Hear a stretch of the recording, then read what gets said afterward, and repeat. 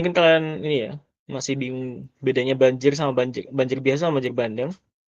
Jadi banjir biasa itu ketika kalau kita punya rumah misalkan, itu dia digenangi sama air. Itu dia banjir biasa.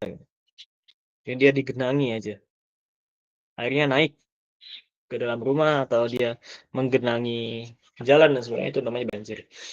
Tapi kalau dia airnya itu dia bukan hanya menggenangi, tapi dia juga membawa arus yang kencang dari atas. Biasanya banjir kiriman ya biasanya. Dia membawa arus yang kuat. Selain itu dia juga membawa material-material yang biasanya keruh. Jadi hasil erosi dari atas. Bisa bawa tanah-tanah atau dia bawa pohon, dia bawa pohon atau dia bawa material-material yang ada di atas, batu-batuan dan sebagainya. Dan dia diikutkan terhadap aliran fluida ini. Nah, itu sebagai banjir bandang. Itu yang berbahaya. Kalau cuma genangan air kan, ya udah kita bisa atasi dengan ya kita matikan listrik dan sebagainya. Kita tunggu dia akan hilang sendiri nanti. Tapi kalau yang banjir bandang ini dia setelah adanya banjir bandang, sini juga akan ada endapan-endapan material ya. Jadi tiba-tiba ada batu yang tiba-tiba ada di situ, atau di situ ada tiba-tiba ada pasir, ada endapan lumpur dan sebagainya. Itu yang lebih mengkhawatirkan sebenarnya. Banjir yang dia punya arus, kita sebagai banjir bandang. Apalagi kalau banjir bandangnya itu dia dari akibat adanya longsor. Maka di sini material-material longsor yang dia tentu saja banyak, suplainya di sini akan bergerak dengan cepat dan menerjang apapun yang dilaluinya. Jadi massa daripada airnya akan bertambah dan dia akan malah merusak apa yang dilewati. Yaitu banjir bandang, sini juga bisa adanya tsunami ya di sini. Nah, di sini contohnya ada di 1963 di lereng Gunung Tok ya. Sini dia ada bendungan. Ini ada bendungan, ini dibangun di antara di lereng gunung ya, di lembah gunung. Nah, di sini ya bendungan. Nah, kemudian salah satu gunung ini itu dia longsor. Dia mengalami sliding ataupun dia mengalami apa namanya? Fall gitu ya. Sehingga material-material yang awalnya dia di sini, dia jatuh ke dalam bendungannya. Karena dia jatuh ke dalam bendungan, maka volume daripada material yang jatuh ke dalam ini kan menambah volume daripada airnya secara keseluruhan. Jadi bendungan ini akan mengalami limpasan air. Dia akan kalau kayak kita melemparkan batu ke dalam kolam gitu, dia akan ada gelombang tinggi gitu. Yang dia bisa melewati adanya penghalang ini. Jadi sini akan terjadi longsoran, akan terjadi tsunami. Dan bahkan di sini dikatakan ketinggian gelombang airnya bisa mencapai 100 meter. Wah, tinggi banget ya. Ya itu saja karena dia dari tempat tinggi juga ya. Karena dari tempat tinggi, maka bentukan cipratannya juga akan tinggi. Dan dia akan membanjiri daerah sekitarnya yang sangat-sangat lebih rendah. Di sini dia bisa menyapu kota Longaron di sini. Sampai lebih dari 2.000 orang meninggal dunia. Ini banyak banget ya orang meninggal karena adanya tsunami dari akibat longsor kayak gitu.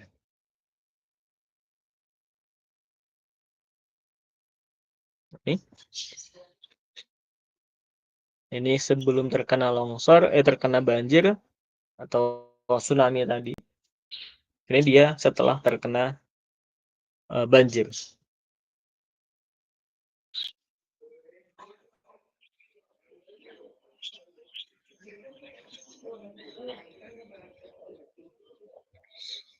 Oke, bagaimana cara kita memitigasinya? Bagaimana cara kita untuk mengurangi risiko terjadinya bencana? Ya pertama di sini kita meningkatkan kapasitas kita. Jadi kita membuat peta potensi bahaya longsor dan penilaian kondisi kestabilan lereng. Jadi dengan cara survei geologi ataupun survei geofisika, kita bisa melihat, oh ini daerah sini dia rawan terhadap longsor, daerah sini dia punya angle of repose sekian, sehingga dia FS-nya dia tinggi, dia FS-nya stabil misalkan, atau dia FS-nya rendah, dia mudah mengalami unstable sampai dia bisa jatuh, dia bisa masuk susceptible ataupun dia bisa kritis kritis. Atau kalau dari survei geofisika berarti kita bisa pakai survei geolistrik atau dari survei mikroseismik. Kita melihat bagaimana kecenderungan dia untuk, mmm, terjadi deformasi, kecenderungan dia untuk bergerak, atau di situ apakah di sini memang ada bidang gelincir yang dia, sesuai dengan arah gelinciran lereng, sesuai dengan arah slope daripada lerengnya, atau dia bentukannya dangkal, atau dia bentukannya dalam, beban materialnya beban beban apa, beban di atas bidang gelincirnya berapa besar dan sebagainya. Itu bisa kita lihat dari fisika, itu kita kaji, petakan lebih rawan daripada daerah yang lain. Nah, setelah kita tahu daerah-daerah mana yang dia lebih rentan, kita bisa melakukan penguatan dan stabilisasi lereng, kemudian kita bisa melakukan pengupasan, kita juga bisa melakukan perlindungan ataupun kita bisa memasang alat early warning system. Jadi kita pasang alat peringatan dan pengawasan.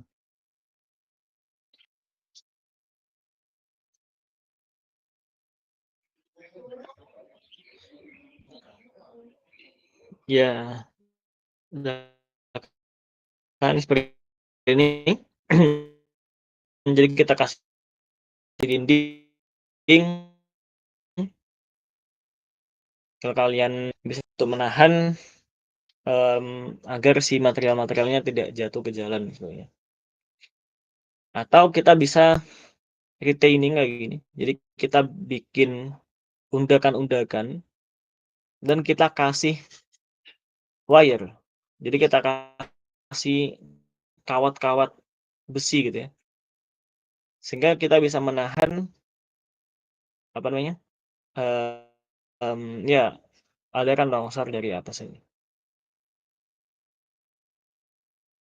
Atau kita juga bisa ngasih baut ya di sini. Kita kasih paku bumi misalkan. Kita paku dia dari atas sini sampai menembus ke bidang gelincirnya. Jadi ketika dia bisa ditahan, ya udah di sini dia akan lebih aman. Lalu di sini kita bisa, menanam pohon ya, ini yang banyak, diajarkan sejak SD ya. Bagaimana cara kita mengatasi, longsor, reboisasi gitu ya. Kita menanam tanaman, kita menanam pohon. Ya tapi kan tergantung jenis pohonnya juga, tergantung jenis tanamannya juga. Kalau tanamannya itu dia bisa mencapai kedalaman yang, lebih lebih dalam, dia bisa mencapai kedalaman yang lebih besar, sini dia malah bisa menjadi paku ya daripada si, eee, tanahnya. Tapi kalau dia cuma bagian atasnya doang, di sini malah dia akan, memberikan beban tambahan. Atau di sini dibilang bahwa kalau dia hanya ada di atasnya sini, kemudian dia, bisa menghalangi ground, jadi dia bisa ground cover, dia juga bisa mengurangi adanya kejenuhan air dengan cara menghalangi jatuhnya air hujan langsung ke dalam tanah. Jadi kalau ada air hujan di sini akan tertampung di daun-daunnya sini, kemudian dia langsung diserap oleh tanahnya, oleh si tanamannya. Atau dia tertampung di atas sini sehingga dia bisa jatuh ke bawah langsung. Ya dia bisa mengurangi velocity daripada run off-nya.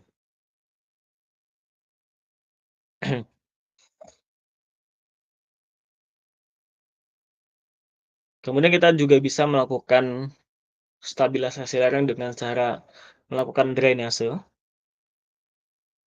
Jadi kalau kita cuma melakukan tembok aja di sini, jadi kita bikin tembok yang dia menghalangi jatuhnya material ini, lama-kelamaan di sini akan menambah bebannya.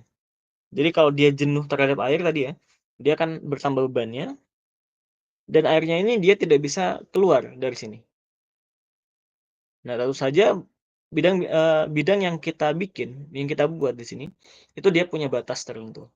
Jadi lama-kelamaan dia akan runtuh juga pada akhirnya. Cara mengatasinya adalah dengan kita menggunakan drainase. Jadi kita bikin pipa tambahan di sini. Jadi kita bikin, lubang ya, di sini nyambung dengan bagian internal daripada si tanah ini.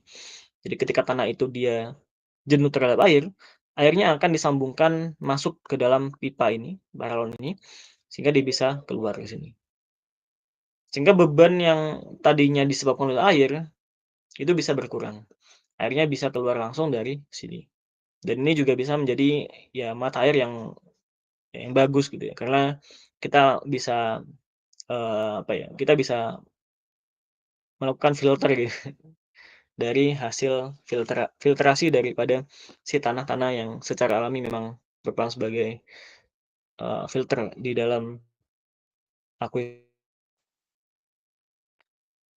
mmm, ya atau kita bikin jaring-jaring kayak gini, catch fence.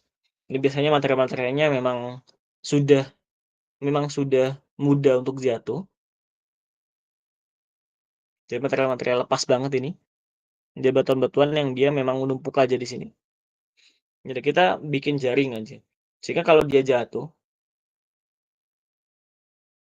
ini dia akan tertahan oleh jaringnya, sehingga dia jatuhnya di bawah sini. Jadi nggak harus mengotori jalan ke sini. Atau di sini dikasih, terowongan gitu ya. Jadi kalau ada longsoran dari sana atau ada longsoran dari sana, sini dia bisa ditahan oleh si terowongan ini. Atau di sini dikasih shelter ya. Di sini kalau ada avalanche daripada salju, avalanche-nya akan ada di atas si shelter-nya. Nah, kita juga bisa melakukan pengupasan lereng seperti ini. Jadi kalau kita punya dip batuannya ke arah sana, kemudian kita cuma mengupas yang dia seperti ini. Kita cuma kupas bagian yang menghadap ke jalan langsung gitu ya. Nah, ini malah menambah kemungkinan dia untuk jatuh ke jalan gitu ya. Sehingga cara mengupasannya itu harus kita kupas searah dengan dip daripada lapisannya. Jadi kalau kita punya dip seperti ini, kita kupas bagian yang berukurannya ini. Karena memang bidang gelincir itu biasanya bisa jadi apa aja yang bisa berperan sebagai bidang gelincir. Jadi bidang gelincir itu kan bagian ini ya, bagian yang dia slope ini tadi. Di atasnya ada masanya, sini ada bidang gelincirnya. Nah, apa aja yang bisa berperan sebagai bidang gelincir? Itu biasanya adalah pertama struktur geologi.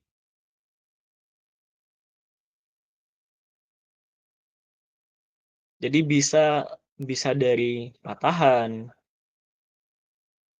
atau dari, kekar, itu dia bisa berperan sebagai bidang gelincir pertama. Yang kedua adalah litologi, kontak litologi.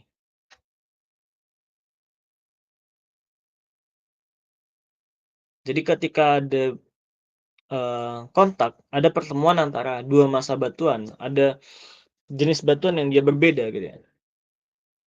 Nah, antar lapisan batuan yang tadi berbeda itu dia bisa menyebabkan adanya bidang gelincir. Misalkan di sini ada ini adalah pasir, sini ada lempung misalkan. Antar pasir sama lempung, dia biasanya yang di bawah adalah lempungnya. Jadi lempung itu dia bisa sangat Iya, sangat berperan sebagai bidang gelincir tadi.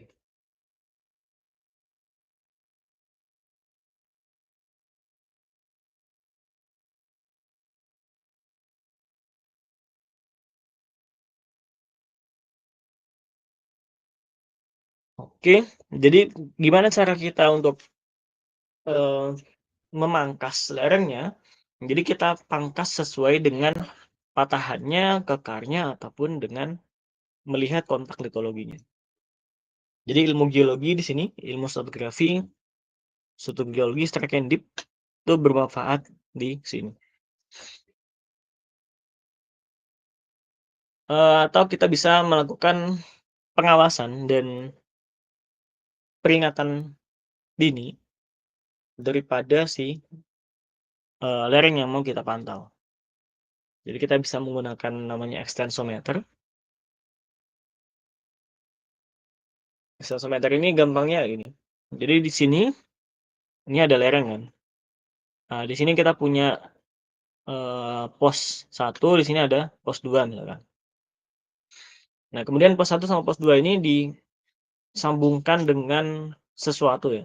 Ini bisa bisa tali, secara sederhana bisa tali ya.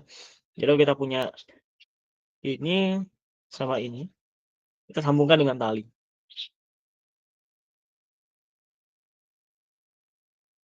Nah, kalau bagian bawahnya itu dia gerak ke sana, berarti talinya akan tambah panjang. Berarti talinya akan menarik ke arah bawah. Sehingga, oh ya ini dia terbaca sebagai pergerakan. Ya udah ketika dia ada pergerakan, di sini dia akan bunyi misalkan, atau dia tampil di layar dan sebagainya. Itu sebagai extensometer. Yang sederhana. Tapi ya bukan hanya kayak gini ya. Jadi bisa aja talinya kita ganti sebagai laser misalkan. Jadi kita punya laser di atas sama ini ada pemancar laser di atas sama penangkap laser yang di bawah. Jadi kalau, lasernya itu dia jaraknya bertambah, maka di sini dia akan ya ada peringatan. Oh ini dia lagi ada triggering proses. Ini dia lagi ada pergerakan dan sebagainya. Atau kita bisa menggunakan ini ya, MSR, Movement Surveying Radar. Jadi kita ada radar, ada gelombang radio, dia, eee, menembakkan sinyal gelombang elektromagnetik radio ke segala arah. Biasanya dia berputar ya, dia berputar ke tambang-tambang, ke dinding-dinding tambangnya. Jadi, misalkan di sini ada pemancar radionya. Nah dia dia akan menangkap pantulannya. Dia bisa memetakan, itu lagi ada pergerakan daripada kondisi awal misalnya. Itu dia lagi ada, eee, penambahan massa misalkan, atau dia lagi ada perubahan topografi daripada bentuk awalnya. Nah itu dia bisa sebagai peringatan dini.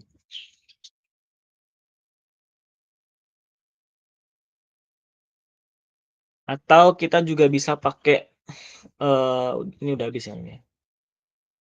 Atau kita juga bisa pakai GPS yang presisi ya, namanya GPS geodetik. Misalkan gini,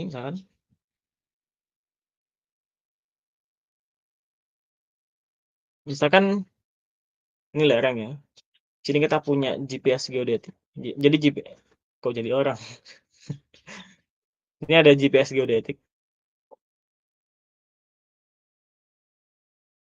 dia ketelitiannya ada ya.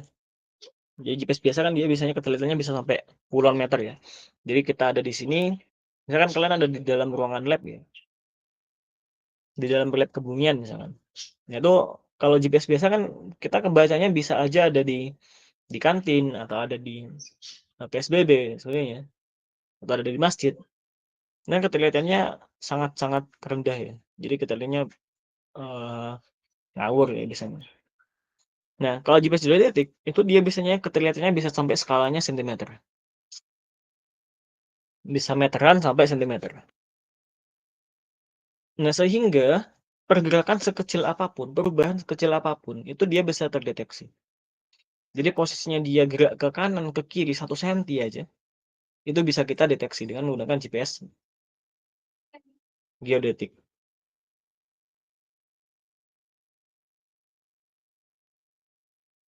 Nah, itu kalau sendiri-sendiri. Kalau dia ada temannya di sini ada temannya juga, kita bisa pantau untuk masing-masingnya. Oh, antara ini dengan ini, posisinya itu dia bergeser 1 sentimeter. Antara ini dia sama ini dia bergesernya 2 sentimeter. Berarti di sini, ini dia terjadi gerakan tanah di antara ini sama ini. Karena yang ini yang dia gerak, dan sebagainya. Atau kita juga bisa melihat kalau di gunung api ya, misalkan, penggunaan GPS detik ini dalam gunung api biasanya.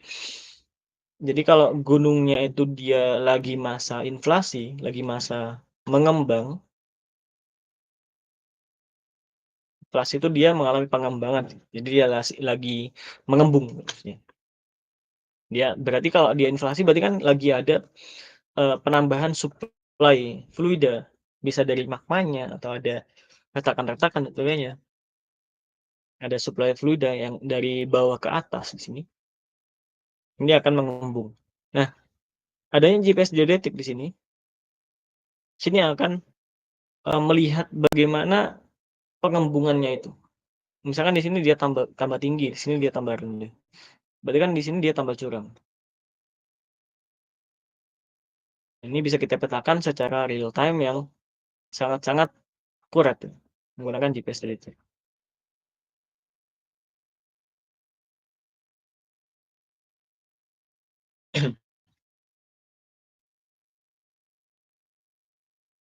Oke, itu untuk longsor semuanya. Silakan kalau ada.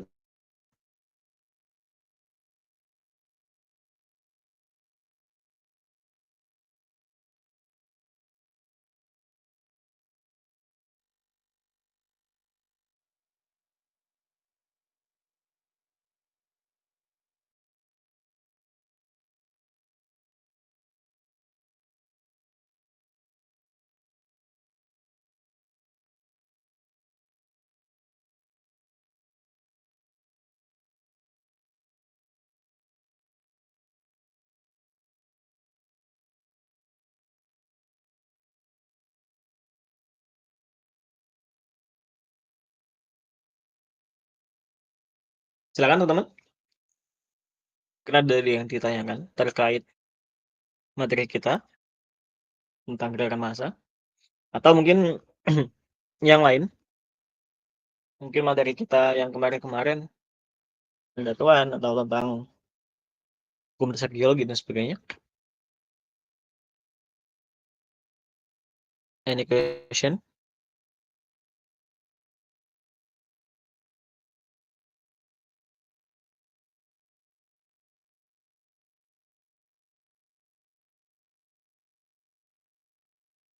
Oh, diam-diam.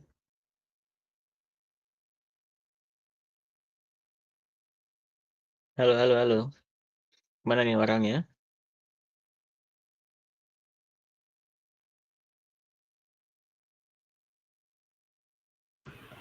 Mas mau tanya, Iya, bisa. yang quick clay tadi itu apakah semua semua kelarangan itu pasti ada quick clay-nya atau di tempat-tempat tertentu aja adanya?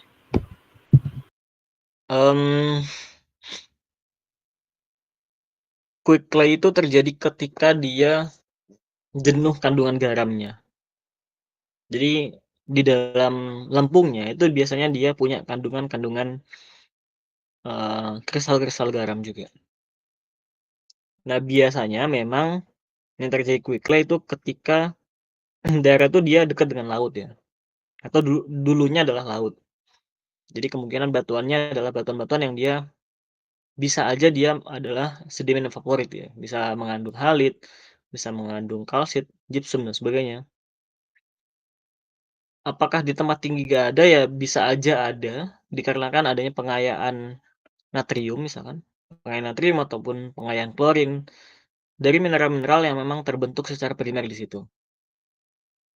Tapi memang kalau di sini dia diterangin ya bahwa dia yang banyak terjadi adalah di daerah yang dekat dengan laut ya, atau dia yang terbentuk awalnya di laut.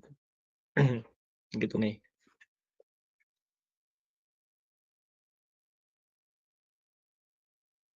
Oke Mas, terima kasih. Oke, silakan yang lain.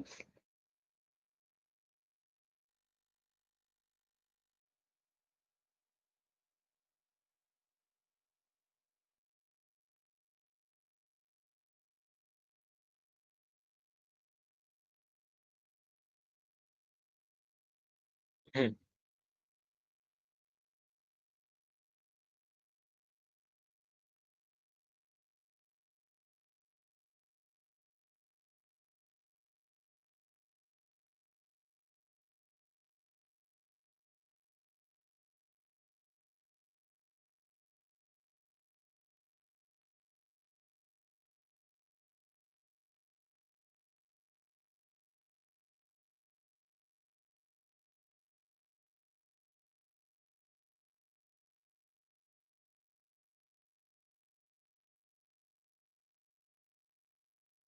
Oke, menurut kalian, misalkan nih ya, ini misalkan ada, ini lereng ya, lerengnya ini daerah pemukimannya misalkan, isi pemukimannya,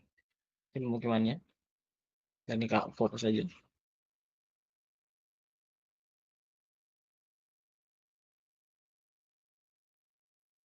daerah pemukimannya, juga daerah pemukiman. Nah, sedangkan yang bagian ini adalah deep daripada batuannya, kemiringan daripada batuan. Ini dia ada lipatan kayak gini ya, ini dia ada, deep ke arah sana, ini ada deep ke arah sini, ini dia deep-nya horizontal, ini dia lipatan. Nah, menurut kalian kondisi yang mana yang dia lebih cenderung untuk kondisi mana yang dia cenderung untuk terjadi longsor? Kondisi mana yang dia cenderung untuk mengalami FS yang dia kecil?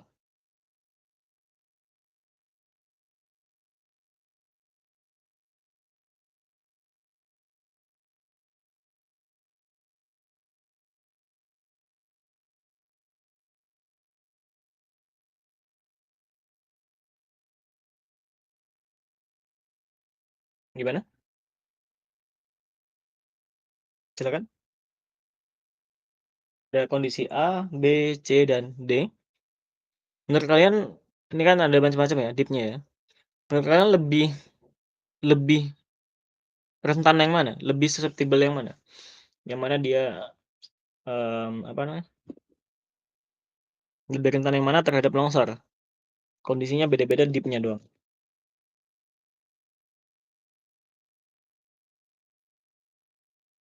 Silakan. Masa harus ditunjuk, guys? Ayo ayo ayo.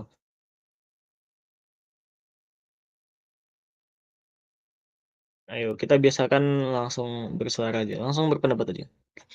Kemarin pas cerdas cermat juga gitu ya, kemarin lama banget, apa mikir apa, lama banget. Kalau tanding di luar udah diambil orang lain ya. Kayak gimana? Silakan. A, B, C, atau D? Yang mana yang dia lebih susceptible terhadap longsor? Yang dia ya lebih rentan terhadap longsor?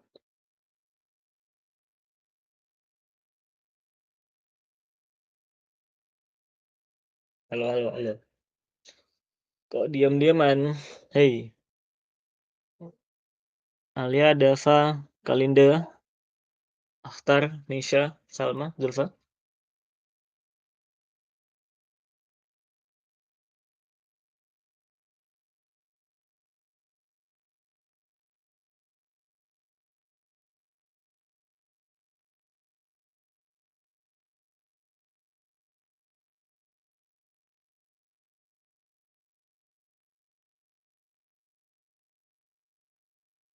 Halo halo.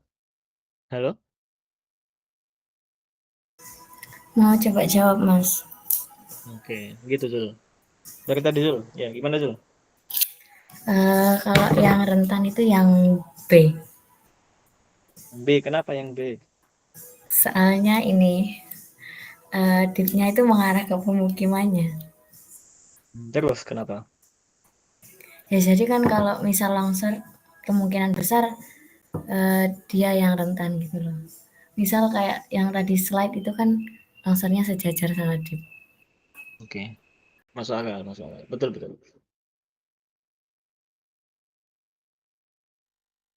Yang lain mungkin ada pendapat yang lain?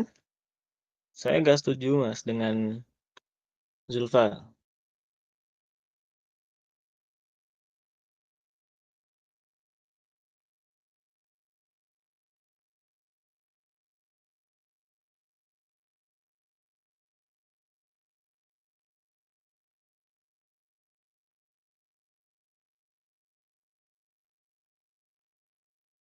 Gimana? Yang lain mungkin selain Zulfa? Apakah setuju dengan pendapat Zulfa? B.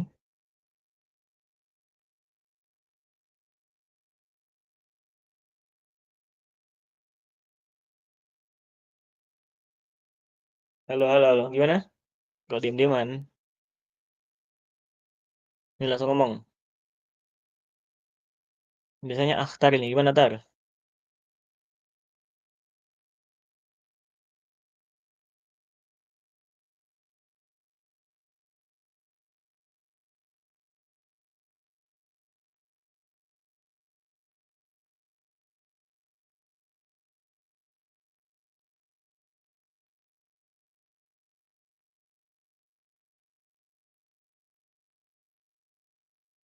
Setuju dengan Zulfa semuanya? Halo, halo, halo. Setuju, Mas. Oke, Alia.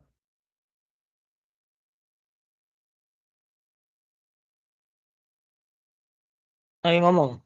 Nggak boleh diem-dieman.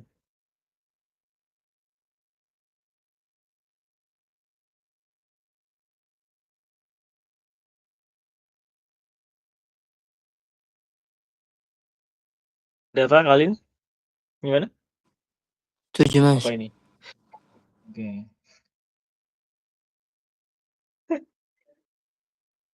Salma ikut-ikut Salma ini.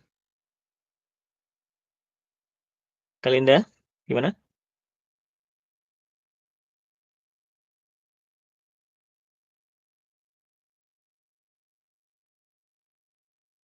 Ya, jawabnya betul ya.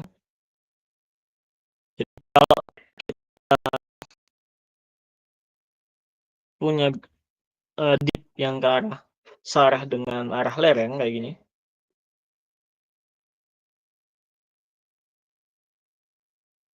maka dip beda lapisan daripada lereng ini, daripada lapisan batuan ini.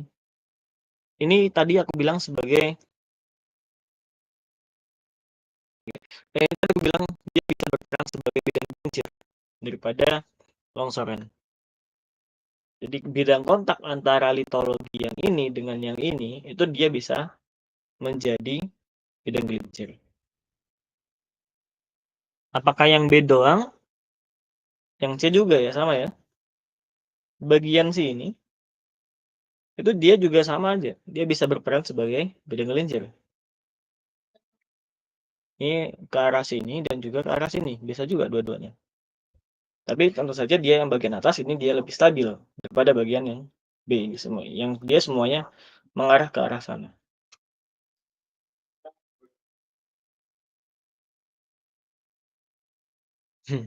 Dan ya tergantung juga sama litologi apa yang ada di situ gitu ya.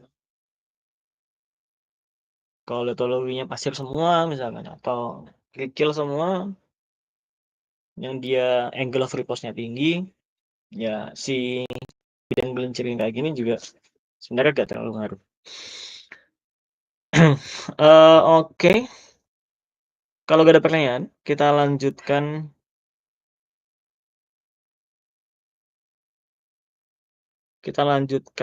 ke sini. Kemarin aku belum sempat jelasin tentang lipatan ya.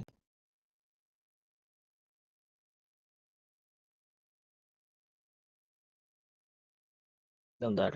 Ya mungkin kalian ada pertanyaan dulu terkait ini kemarin?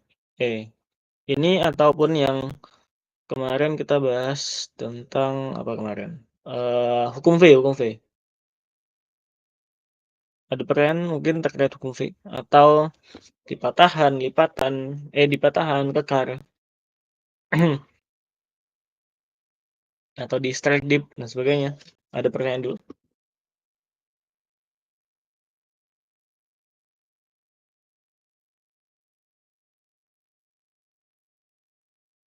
Dan lapisan, kedalaman lapisan ini udah bisa ya kemarin?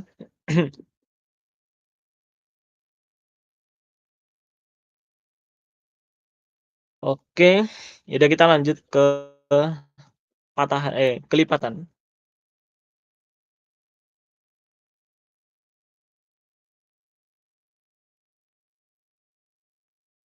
Oke, ini adalah bagian-bagian atau komponen daripada lipatan. Pertama, kita punya axial plane. Axial plane ini adalah bidang di mana dia bertemunya sayap lipatan.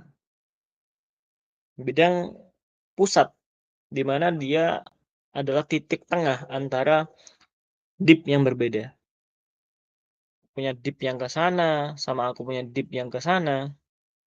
Nah, bidang pusatnya, titik pertemuan antara keduanya kita sebut sebagai axial plane atau sumbu lipatan. Axial itu sumbu.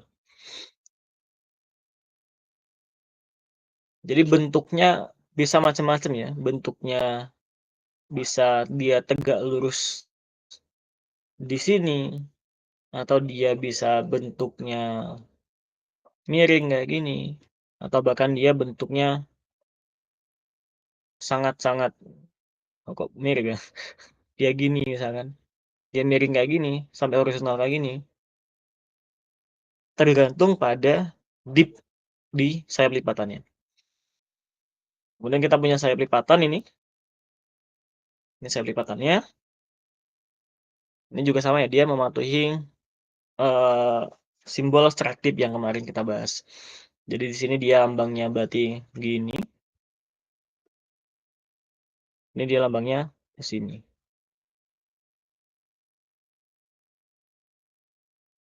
Oke, kita punya sumbu lipatan, bidang sumbu lipatan. Oh ya, bedanya sumbu lipatan sama bidang sumbu lipatan. Kalau yang ini tadi, ini ini sumbu lipatan, sorry.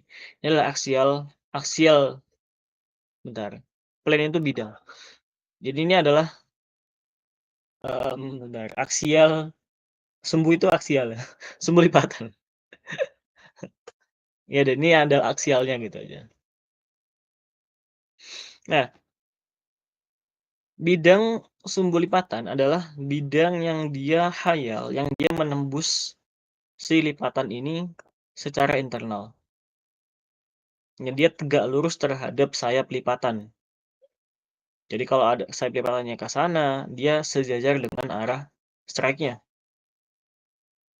Kalau yang bidang sumbu lipatan. Jadi bidang hayal yang dia menembus lipatan secara internal, tegak lurus terhadap arah dip daripada kedua sayap lipatan. Oke. Nah, kemudian bagian bidang sumbu lipatan, bidang axial plane yang dia terproyeksikan di permukaan antara sayap lipatan, kedua sayap lipatan, berarti ini, yang bagian atas ini kita sebut sebagai hing line. Oke. Kemudian kita punya crest. Crest ini adalah titik puncak daripada lipatan. Titik puncak daripada lipatan. Jadi dia adalah titik tertinggi, titik apa ya? Titik di mana kedua sayap lipatan itu dia bertemu. Dia adalah puncak daripada lipatannya. Jadi kalau di gelombang gitu ya, ini adalah puncaknya. Sebenarnya trough ini adalah lembahan.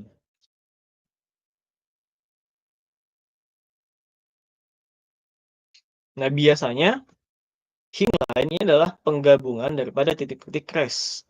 Jadi titik-titik crash ini adalah gabungan daripada kalau digabungkan menjadi hingline.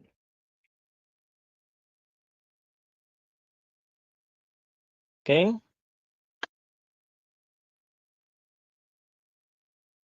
Nah, sama aja di sini ya. Jadi kita punya hing point, kemudian kita punya hingline ini. Hingline itu adalah garis ini. Nah, di sini kita punya cylindrical fault dan non-cylindrical fault. Cylindrical fault itu ketika hingline-nya itu dia lurus. Jadi hingline-nya itu dia lurus terhadap bidang horizontal ya. Jadi entah dia bentuknya punya slope tertentu terhadap bidang horizontal, ini nggak penting, pokoknya dia selalu lurus. Nah, kalau yang hingline-nya itu dia kurva, hingline-nya itu dia tidak lurus, jadi dia bisa melengkung, itu kita sebut sebagai non-cylindrical fault. Gampangnya kalau kita punya tabung gitu ya, ada tabung yang dia silinder pas gitu, kayak gini. Atau tabungnya kita bengkokkan.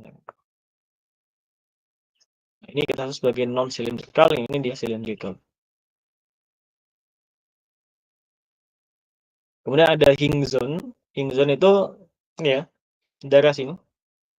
Daerah di dekat dengan hingline, daerah sekeliling hingline yang dia menjadi puncak daripada pertemuan antara sayap lipatan. Dia bisa di puncak maupun di lembah.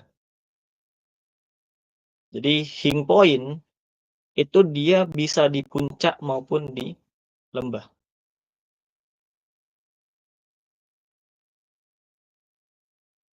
Nah, tetapi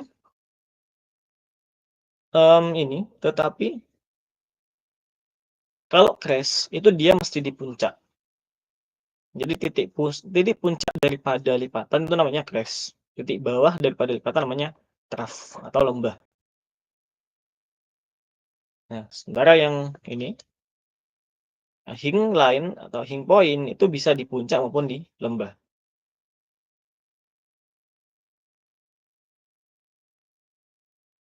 Kemudian kita punya amplitude ya. Amplitude berarti dia ini ya, dari titik tengah daripada lipatan atau inflection point, titik setimbang antara kedua sisi daripada lipatan.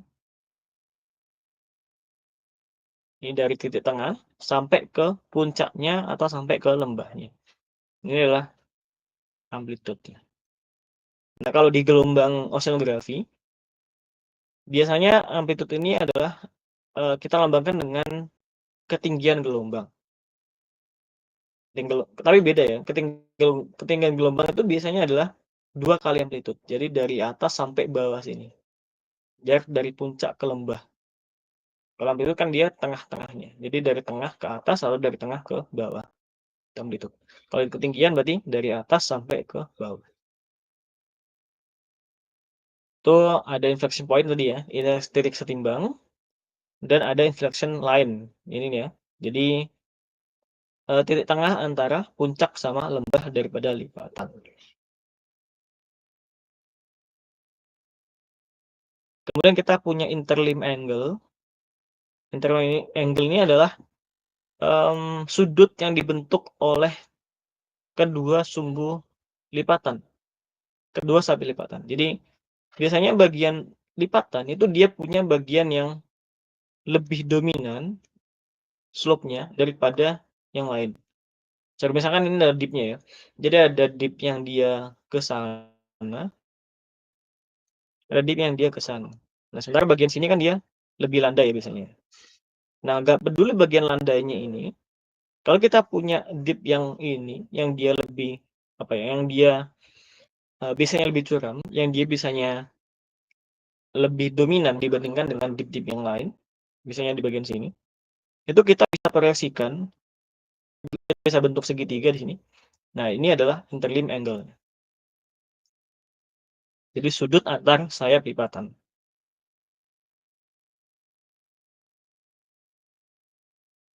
Itu ini ya envelopment surface ya, berarti ini ya bidang lipatan. Ini nggak penting juga. Kemudian di sini kita punya wavelength, ada panjang gelombang, gitu. Berarti satu panjang gelombang itu adalah satu puncak, satu lembah, atau jarak dari lembah ke lembah, atau dari puncak ke puncak. Ini sama kayak di gelombang biasa ya. Kalau kita punya gelombang, jarak dari puncak ke puncak lagi, atau jarak dari satu puncakan, satu lembahan. Itu sebagai satu panjang gelombang. Oke. Itu silakan kalau mau digambar atau screenshot ya bisa. Nanti tapi silakan aku mau kalian gambar ya. Entah yang kayak gini, yang secara 2 dimensi ataupun yang 3 dimensi seperti ini. Jadi agar kalian bisa kebayang lebih lebih lebih lanjut ya. Daripada cuma screenshot kemudian tempel dan sebagainya.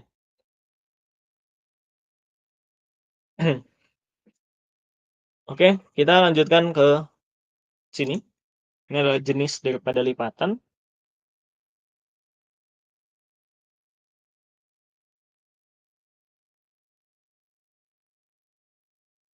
Pertama, bentuk daripada lipatan ini kita bilang synform sama antiform aja.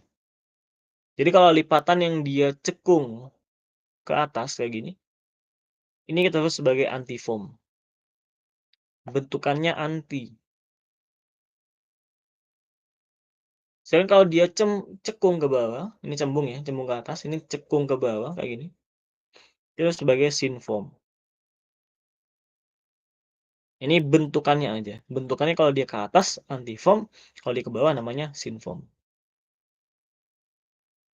Nah, baru kalau kita sudah tahu umur daripada masing-masing lapisannya, kita baru bisa menyebutkan bahwa ini adalah syncline ataupun anticline.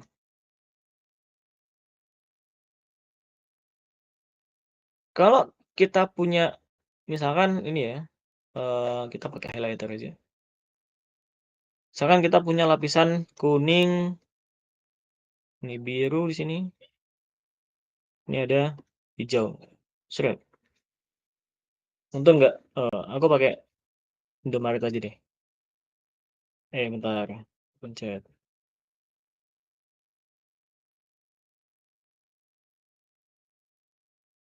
Ini merah ya.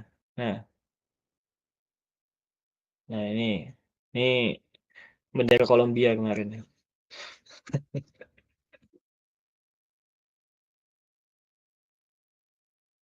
Nah, misalkan aku punya gini. Berarti yang paling atas ini yang paling muda ya berarti ya. Halo. Silakan di komen. Betul nggak kalau kau bilang yang kuning ini dia paling muda? Yang merah tuh dia paling tua. Betul nggak? Betul. Betul. Nah, sekarang aku mau lipat dia. Misalkan aku tekuk dia dari bawah. Atau aku tekuk dia dari kanan dan kirinya. Aku tekan dari kanan maupun dari kirinya. Atau aku tekan dari bawahnya. Sehingga dia bentuknya awalnya datar kayak gini. Sekarang dia bentuknya malah jadi melengkung. Seret. Punya kuning bagian atas. Dan yang tengahnya biru. Nah, kayak gini. Nah, kalau kayak gini, berarti aku punya yang paling tengah. Kalau kita ini ya, kalau kita lihat di sini, kemudian aku potong di sini, seret, misalkan gini. Berarti bagian, misalkan aku potong di sini, sehingga yang terlihat di permukaan ini nggak ada di sini. Yang ini, yang bagian atas ini dia hilang semua. Oh, nggak jadi putih ya.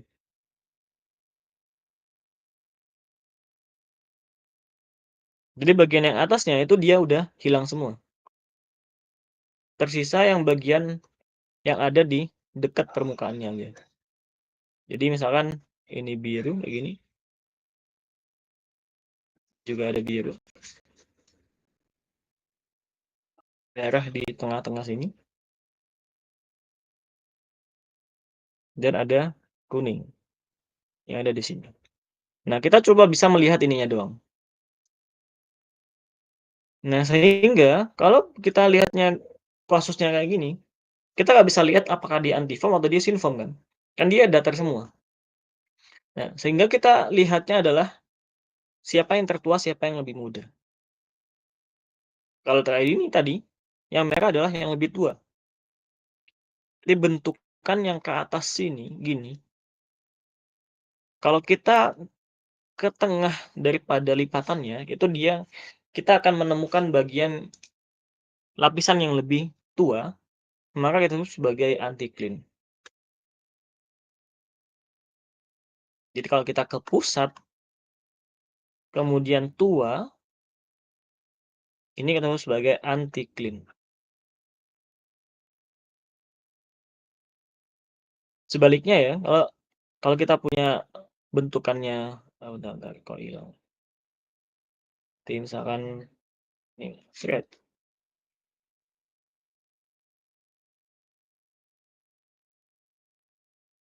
Bentukannya malah dia gini. Bentar.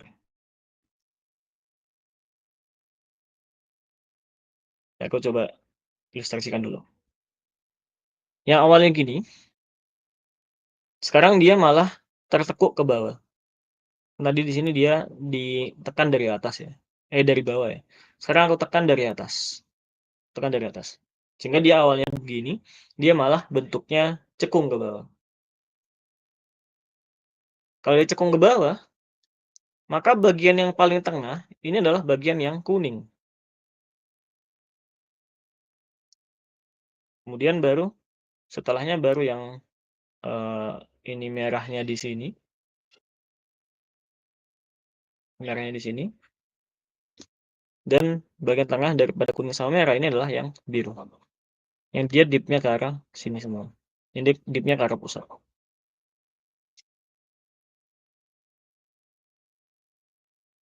Ya. Nah, kalau kasusnya kayak gini, berarti kalau kita ke tengah cekungan, kalau kita ke tengah pusat lipatan, kita menemukan lapisan yang dia lebih muda. Kalau kita ke pusat, kemudian lebih muda, ini kita sebut sebagai syncline.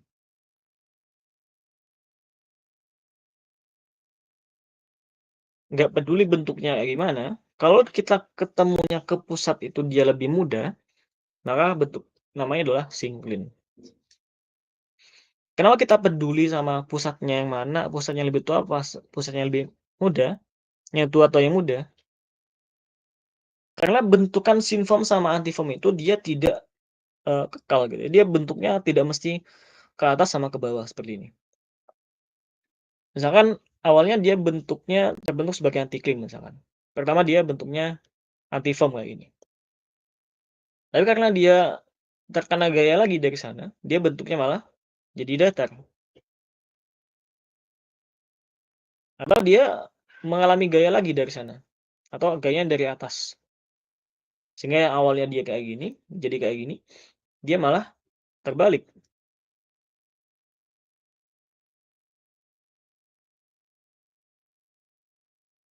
Jadi yang awalnya antiform, sini bisa jadi dia menjadi sinform.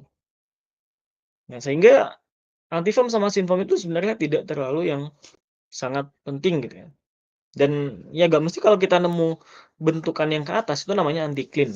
Atau kita nemunya ke bawah namanya syncline. Gak mesti. Jadi kita perlu menentukan umurnya dulu. Jadi misalkan aku punya bentukan sinform kayak gini. Nah, ini aku hapus saja ya.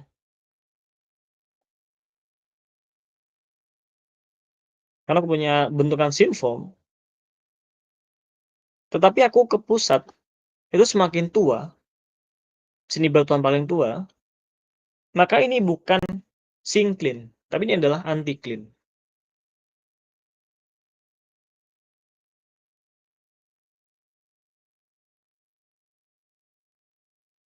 Jadi kalau kita ke pusat semakin tua, tadi ya, kalau pusat tua makanya namanya adalah anticline. Sehingga di sini kita sebut sebagai sin formal anticline. Jadi anticline yang dia bentuknya sinform. Terus sebaliknya misalkan aku punya bentukan antiform, tapi kalau kita semakin ke dalam, ini malah semakin mudah di tengahnya. Ini bukan anticline, tapi dia adalah syncline kan gitu. Jadi di sini kita sebut sebagai antiformal. Gimana sih tulisannya? Antiformal syncline. Syncline yang dia bentuknya antiform.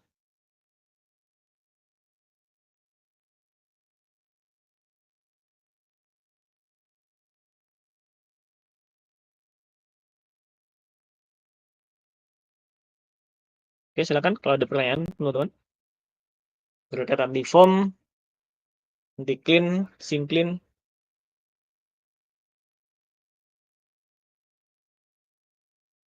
Itu ya bedanya ya. Jadi nggak semua yang bentuknya cekung itu syncline, nggak semua yang bentuknya cembung itu anticline. Jadi bisa aja dia bentuknya antiformal syncline atau synformal anticline. Silakan. Maybe you have any questions? Mas mau tanya, kalau misal yang ada di peta geologi yang berdasarkan dip-nya, kan kalau misal dia sama-sama bertolak belakang kan berarti dia anti-clean. Kalau yang dip-nya sama-sama berhadapan itu dia syncline. Nah, itu apakah cuman bisa dilihat dari dip-nya, dia dikatakan syncline dan anti-clean, atau juga dilihat sama perlapisan batuannya juga? Oke. Kalau di peta geologi, bentuknya gini kan. Misalkan ada bentuk gini sama bentuk ini. Nah, dia kan berarti dip-nya ke sana sama dip-nya ke sana. Ini jelas syncline. Kenapa begitu? Karena peta geologi itu dia dan kalau kita punya arah dip tertentu, misalkan gini ya, misalkan ini aja deh, aku hapus.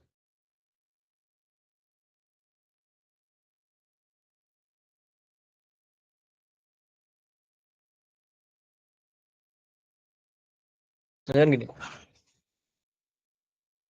dip batuan kan gini ya, ceket, ceket. Ini A, B, C, D.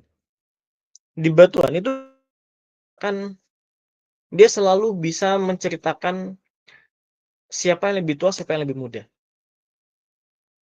Bentuknya gimana pun di batuan selalu bisa mengatakan seperti itu.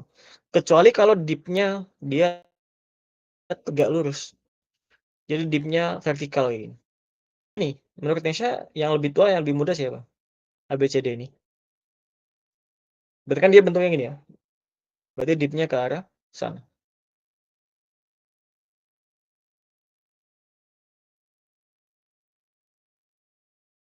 Berarti yang mana? Yang tua, yang mana yang muda nih? Yang tua yang A.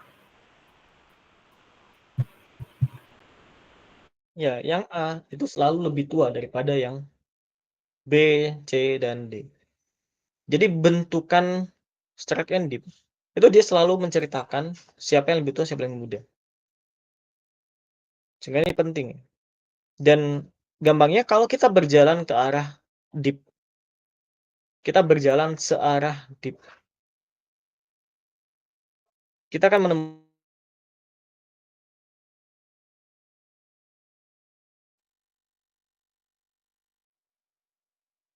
ingat, kalau kita berjalan ke arah dip, berjalan ke arah sejajar dengan arah dip, kita akan menemukan lapisan yang lebih muda. Tapi kalau sebaliknya berarti kita menemukan lapisan yang lebih tua.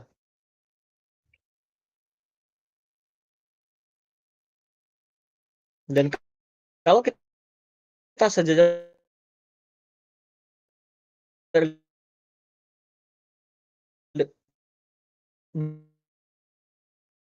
berjalan sejajar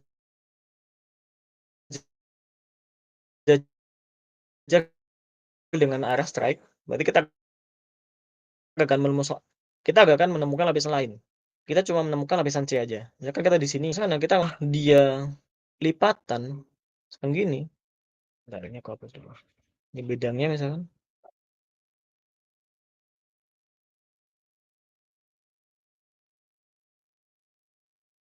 Ini ya misalkan. Nah, di sini bentuk daripada ini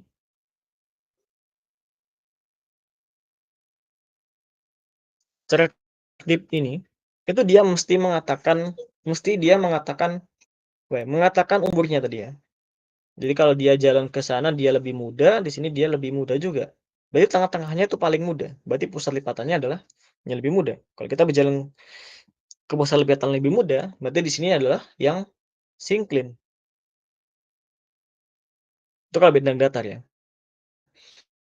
Nah, tapi kalau antiform sama synform itu konteksnya adalah ketika kita menemukan bentukannya itu dia cembung atau cekung gitu ya.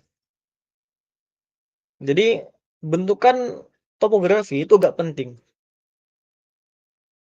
Jadi kalau kita misalkan topografinya gini misalkan, seret. Di tengahnya malah dia tinggi. Bentar, jelek. Misalkan kita punya topografi kayak gini. Tengahnya malah dia tinggi.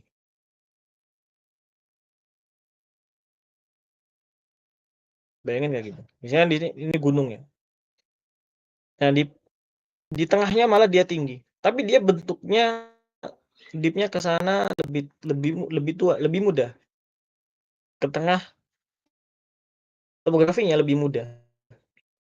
Jadi meskipun bentuknya dia cembung ke atas kayak gini, kita tetap sebut dia sebagai.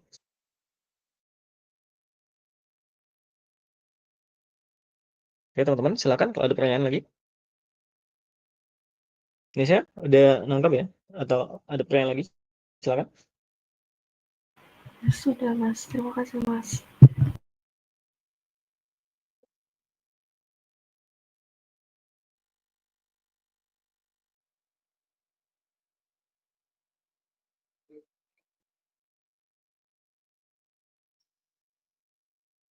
Yang lain silakan.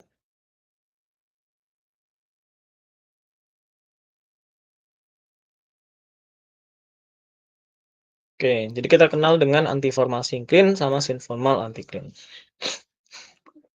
Oke, kita punya selanjutnya adalah monocline. Mono itu satu, berarti cline-nya cuma satu. Jadi kemiringannya cuma pada satu arah aja. Dia cuma punya satu sayap aja. Ya, silakan nanti kalau ada di soal, misalkan ada lipatan yang dia cuma punya satu sayap miring, ya berarti namanya adalah cline. Kemudian ada namanya kumpulan antiform, kumpulan anticline misalkan. Namanya adalah dome. Jadi kalau kita punyanya adalah bentukan gini, gini, gini, ini.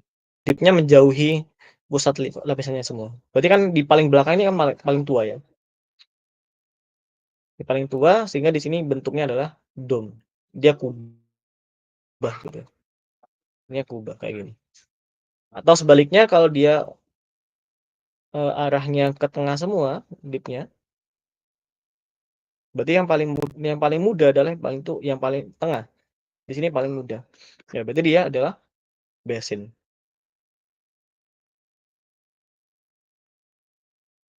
Dan ya diingat juga ya bahwa dome sama basin itu dia bentuknya bisa datar ya di bagian permukaannya. Di permukaan dia bisa datar. Yang dome sama basinnya itu adalah di dalamnya. Jadi bagian internal daripada lapisan batuannya, bukan di topografinya. Kalau topografinya dia bisa macam-macam kayak gini ya tadi ya. Dia bisa datar, dia bisa, eee, cekung, bisa cembung dan sebagainya. Oke, kemudian ini tadi udah cylindrical sama non cylindrical, yang bagian kiri nih. Ini, kalau dia lurus gitu aja hingline-nya, kita sebut sebagai cylindrical, kalau dia, hingline-nya itu dia kurva, ini kita sebut sebagai non cylindrical. Kemudian kita kenal dengan beberapa jenis lipatan ini. Jadi ada namanya symmetrical fold, asimetris, isocline, overtune, recumbent, dan chevron. Oke, pertama symmetrical. Symmetrical fold ini ketika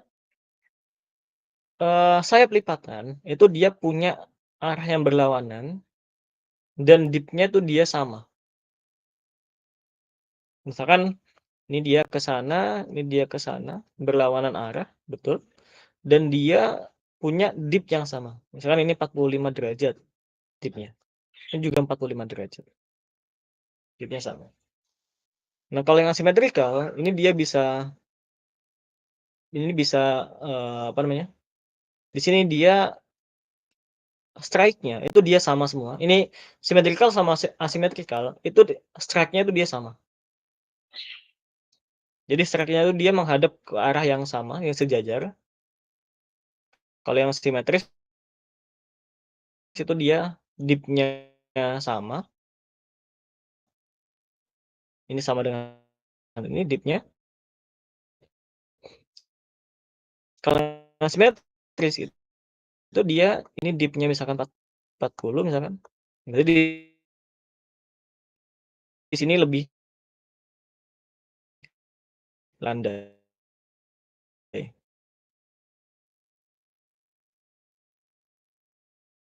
Ya, di sini lebih landai, di sini dia lebih curam. Simetris. Kemudian kalau isocline ini dikatakan sebagai isocline ketika kedua dip-nya itu dia hampir tegak atau tegak. Jadi ini dia tegak ke sana misalkan 80, sini juga 80 dan sebagainya. Itu namanya adalah isocline. Dan satunya itu dia miring. Jadi misalkan di sini dia 80, di sini dia jadi bentuknya ini dia tegak gini, di sini dia miring kayak gini. Nah, berarti dia bentuknya adalah overtune kayak gini.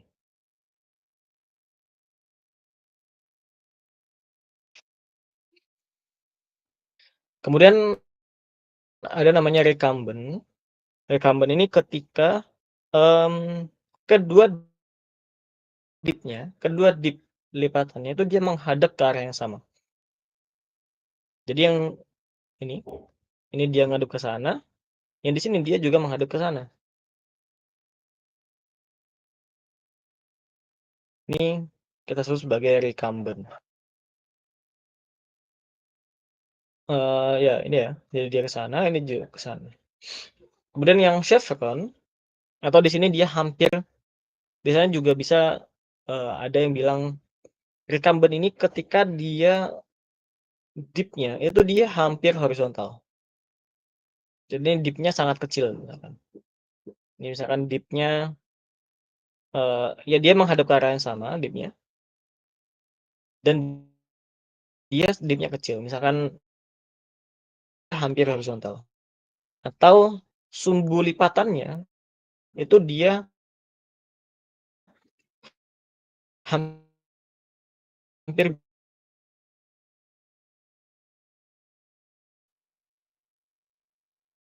tersebut sebagai recumbent.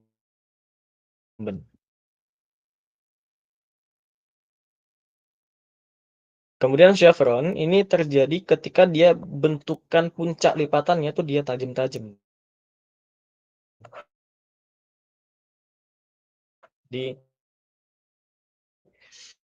hing point-nya itu dia tajam. Jadi sebagai aksa patahan atau rekahan bisa aja.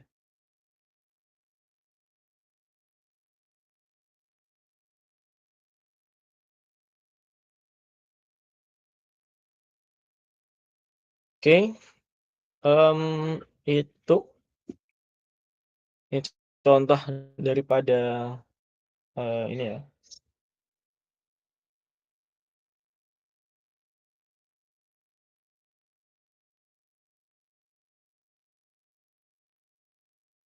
contoh lipatan. Oke, coba lihat di sini berarti dia lipatannya jenis apa berarti? Simetris, asimetri, apakah dia anti-clean atau syncline?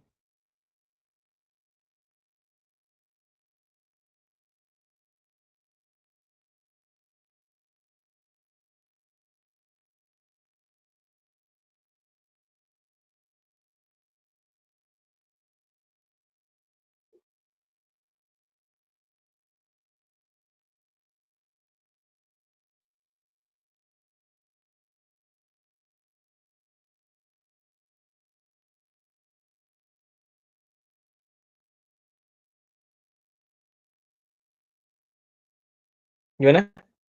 Silakan. Ini berarti dia anti-clean, syncline atau anti-clean-nya yang atau syncline-nya yang mana? Atau yang dia apa? Simetris, asimetris, atau malah chevron dan sebagainya? Ada yang mau berkomentar?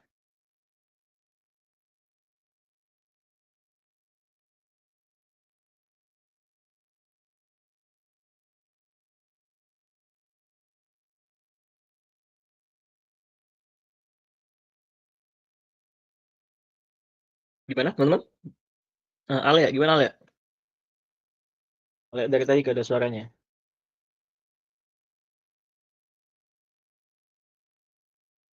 Halo?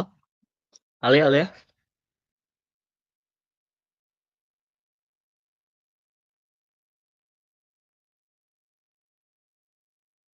Ini ada orang bocil-bocil ya sebelum.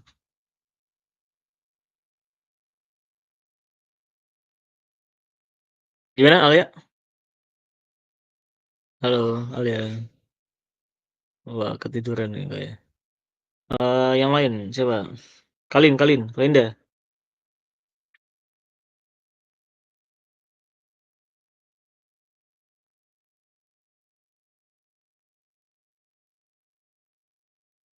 Halo Kalinda. Kok gak ada orangnya semua ini? Wah Kalinda keluar.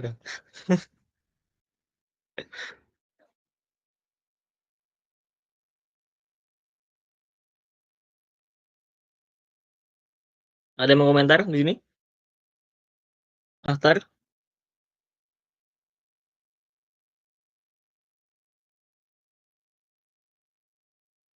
Halo. Nah, kok aku ditinggal?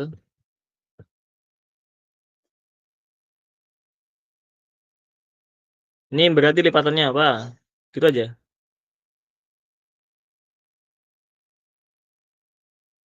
Aftar, ada orangnya Aftar. Bang Noval, Maulana Akhtar. Loh, halo. Kok diem-dieman semua guys?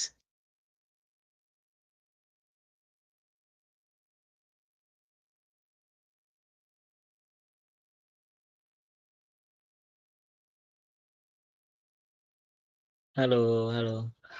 Masa diem-dieman guys? Halo.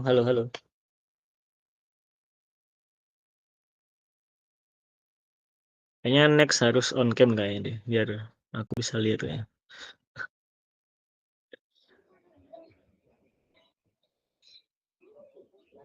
Siapa yang belum? Dava.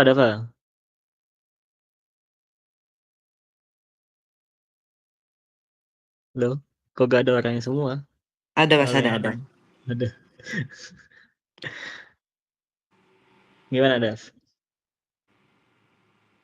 Nggak tahu ya Mas, kalau menurut saya yang lipatan besar ke atas itu bentuknya itu karena cembung ke atas dia itu antiform. Tapi karena semakin ke tengah, semakin tua itu dia syncline. Iya. Semakin keras semakin? Semakin muda. Kok bisa tahu semakin ke tengah semakin muda? Karena itu apa? Ya kita nggak tahu ya. Ya udah, kita anggap sebagai anti-clean aja gak apa-apa. Jadi semakin ke tengah semakin tua. Kan dia di bawah kan? Gitu Dav.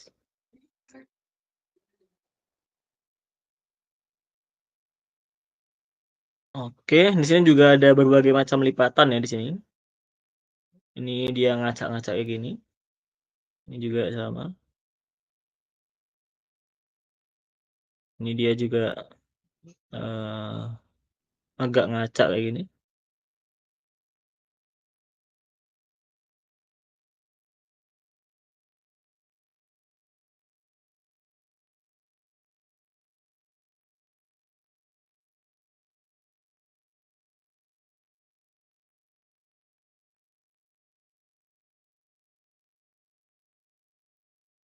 Oke. That's all for today. Itu pembahasan kita tentang lipatan. Kalau nggak ada diskusi, kalau nggak ada komentar, nggak ada tanya, silakan. Kita cukupkan aja. Ya, Mas, silakan. itu PPT-nya ditaruh di tempat biasanya. Iya, nanti aku upload. Apa sih, Mas?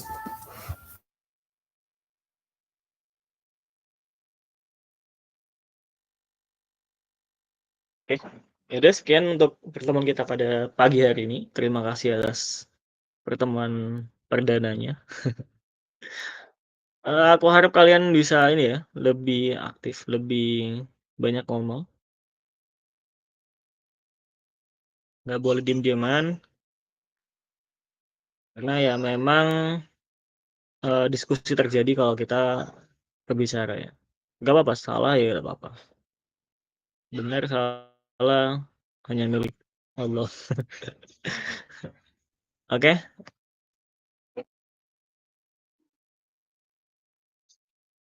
Ya udah, sekian untuk pertemuan kita pada hari ini.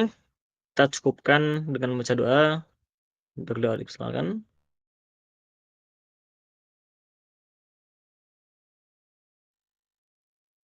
Oke, sekian dari aku. Kurang lebihnya maaf. Assalamualaikum warahmatullahi wabarakatuh. Waalaikumsalam warahmatullahi wabarakatuh. Terima kasih, Mas. Oke, Mas. Terima kasih, Mas.